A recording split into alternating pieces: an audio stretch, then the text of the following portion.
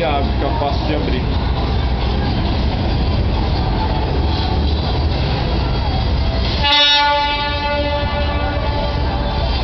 Eles têm que laçar o negocinho amarelo?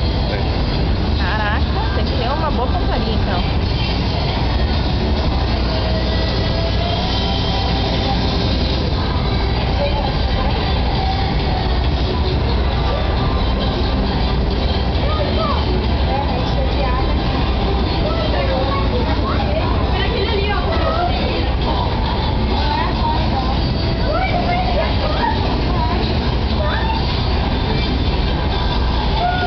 Sabe o que eles fazem quando eles querem peixe?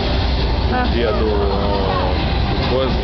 dia da Cristo, dia da Páscoa, eles enchem de água aqui, esvaziam isso até o final e sobra peixe grande aqui. Ah, é? Fala pra mim, a gente nunca fala isso pra ninguém. Aí eles escolhem o peixe que ele quer. Nossa! Fica assim meio metro, aqui assim, ó, que eles falam aqui. Eles puxam com a bomba. Se alguma coisa acontecer, a gente tem que ir naquela boia amarela ali, ó. Nadar até ali. Nadar? É. Tem que agarrar. A gente tá perto dos coletes, né? Lá em cima não tem colete, só aqui embaixo. Ó, o portão fechando, dá pra ver?